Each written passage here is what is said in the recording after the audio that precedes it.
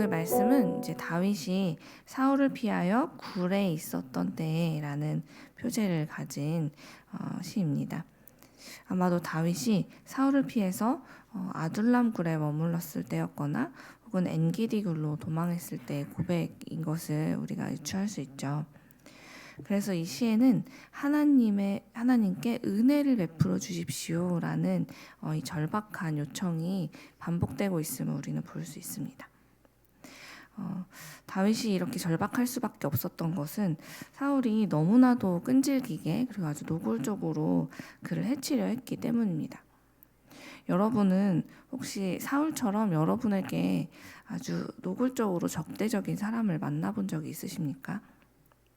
혹은 사울만큼은 아니더라도 내가 정말 가깝다고 친하다고 믿었던 사람이 나에 대해서 뒷담화를 했다는 말을 들었거나 내가 아무런 잘못을 한 적이 없는데 그에게 피해를 준 적이 없는데도 그런 사람이 나에 대해서 아주 근거 없는 비방을 하고 다닌다는 것을 알게 된 적이 있으신가요? 우리는 그런 상황이 되었을 때 정신적으로나 심리적으로 굉장한 괴로움을 겪게 됩니다. 나에 대해서 잘 알지 못하는 사람이 나를 비방했다면 너무 억울하고 속상해서 마음에서 막 분노가 일어나기도 하고요. 또 믿었던 사람이 나에 대한 나쁜 소문을 퍼뜨리거나 어제까지 나에게 분명 호의적이었던 사람이 갑자기 적대적으로 돌변하면 우리는 마음이 무너져 내리고 또 그 정신적 충격이 너무 커서 몸까지 상할 만큼 힘든 시간을 보내게 됩니다. 다윗의 경우도 마찬가지였죠. 다른 사람도 아닌 자신을 과거에 지극히 아껴 주었던, 그래서 나라의 중대사를 맡겨주던 사울 왕, 심지어 자신의 장인어른이었던 사울이 이렇게 돌변해서 자신을 이제 죽이려고까지 하니 다윗이 겪는 그 마음의 상처와 정신적인 충격은 말로 다 표현하기 어려웠을 것입니다. 게다가 그는 사울을 피해 도망 다니느라 제대로 된 식사 한 끼를 해본 적이, 그리고 또 편안한 숙면을 취해본 적이 도대체 언제였는지 떠오르지도 않을 만큼 긴 도망자 생활을 하고 있었죠. 하루하루가 너무 고단하고 도대체 언제 이런 상황들이 끝날지 알 수 없는 이 생활에서 그는 수시로 자신을 찾아오는 그 불안함과 낙심으로 인해서 정말 삶에 웃을 일이 하나 없다라는 그런 생각이 매일매일 계속되었을 텐데요. 저의 이런 생각과는 다르게 오늘 말씀을 보면 그렇게 낙심하고 절망한다 해도 전혀 이상하지 않을 법한 상황 속에 있는 다윗이 오히려 그가 고백한 20편의 말씀 속에서는 절망이나 낙심 혹은 짜증이나 포기의 감정이 묻어나기는커녕 오히려 하나님께서 나를 구원하실 것이다 라는 확신에 차 있는 것을 우리는 오늘 말씀에서 볼 수 있습니다. 도대체 이런 상황 속에서 어떻게 하나님께서 나를 구원하실 것이다 라는 이런 태도를 가질 수 있을까요? 다윗은 그의 인생에 사계절이 지나는 동안 즉 봄과 같은 때도 있었고 여름 같은 때도 있었고 또 가을과 겨울 같은 시기들도 지나면서 그는 한결같이 언제나 하나님의 이름을 부르며 기도했기 때문에 그의 인생에 여러 생각지 못했던 다른 시즌이 오더라도 그런 상황이 찾아오더라도 그는 이렇게 하나님께서 나를 구원하실 것이다 라고 고백할 수 있었습니다.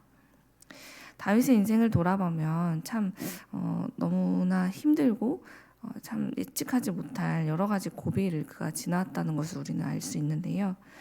과거 온갖 무기로 무장했던 블레셋의 장수 골리앗과 물맷돌 하나를 가지고 싸울 때부터 시작해서 예고도 없이 자기에게 창을 던지던 사울을 피해서 오늘 이 동굴에 숨기까지 그의 인생은 정말 한 치 앞도 예측할 수 없는 폭풍 가운데 서 있는 날들의 연속이었습니다.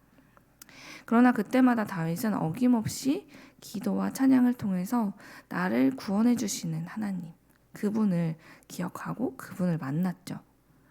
그가 주님을 찾고 또 부르면 하나님께서는 어김없이 그분의 크신 날개 아래로 다윗을 숨겨주셨고 다윗이 주님의 이름을 부르고 기도하면 어김없이 그를 안전히 보호해 주셨습니다. 다윗의 다윗에게는 이런 경험들이 인생에 차곡차곡 쌓이다 보니 예고 없이 찾아오는 고난 앞에서 그가 두려워 떨거나 낙심하기보다는 오히려 그는 그 경험에 의해서 하나님의 이름을 더 간절히 부르짖는 자리로 나아가게 되었죠.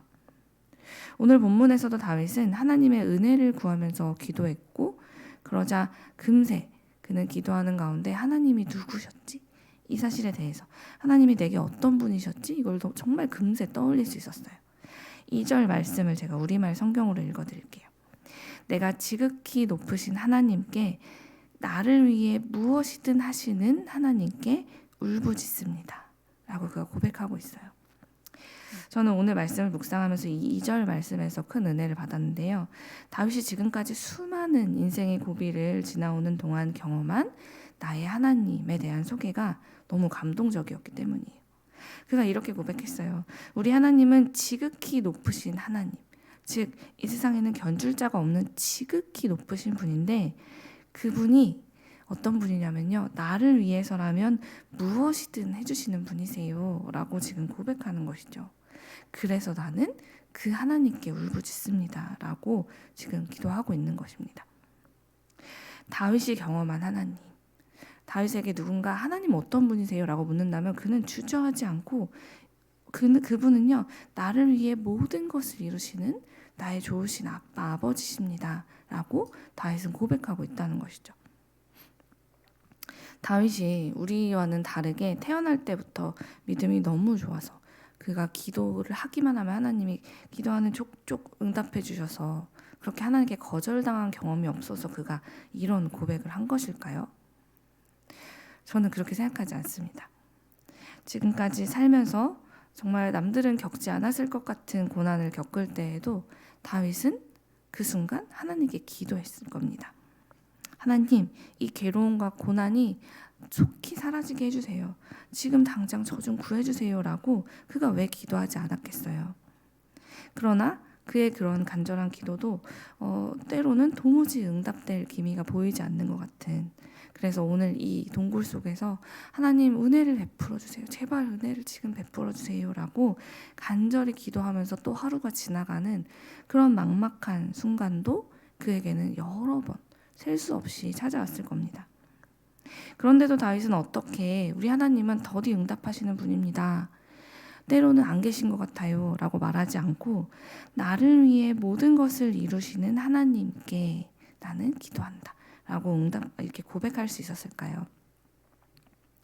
그는 자기 눈앞에 펼쳐지는 상황이 내가 했던 기도와 전혀 다른 모습일지라도 매일 이 기도하는 시간을 통해서 자기 안에 있는 그 하나님은 좋으신 분이다, 내가 하는 모든 그 기도를 들으시고 가장 좋은 뜻대로 이루어주시는 분이다 라는 그 믿음을 기도를 통해 매일매일 정련해 나갔기 때문에 이런 고백을 할 수 있었던 겁니다.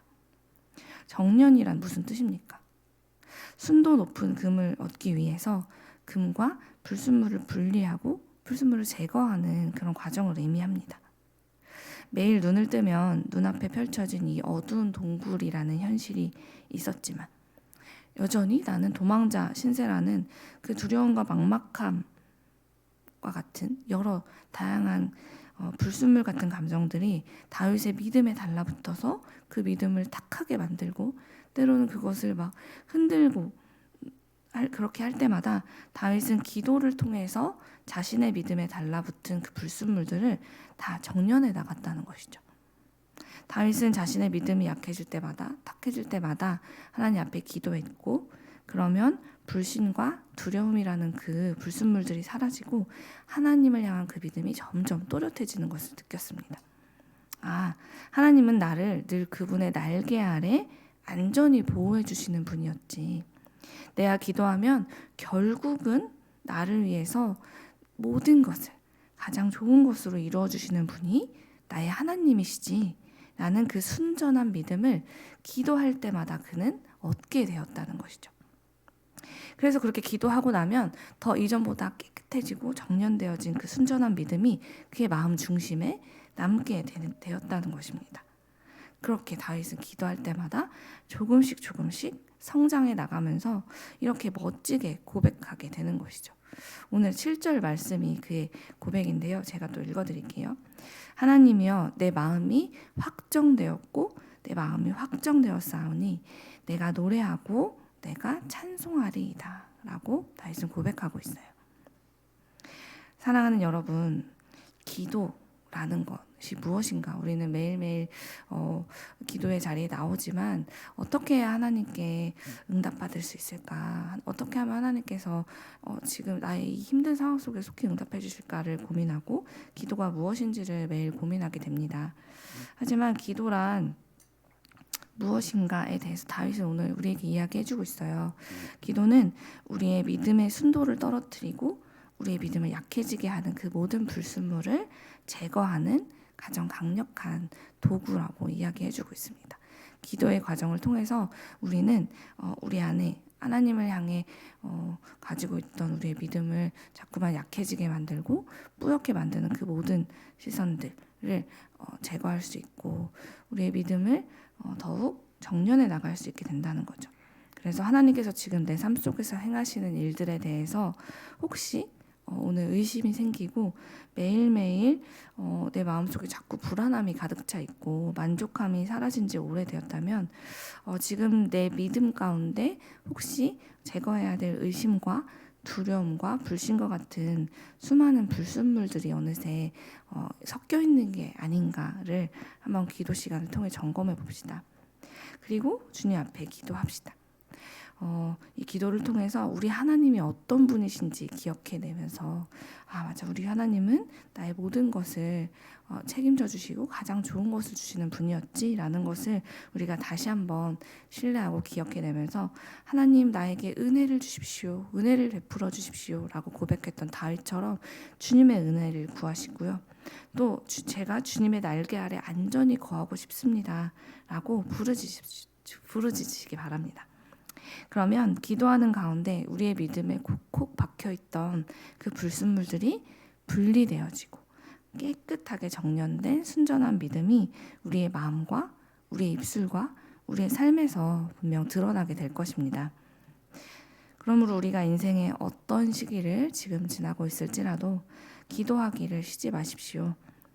그러면 우리는 반드시 그 기도의 과정을 통해서 내 삶의 모든 것을 이루어 나가시는 우리 하나님을 발견하게 될 것이고요.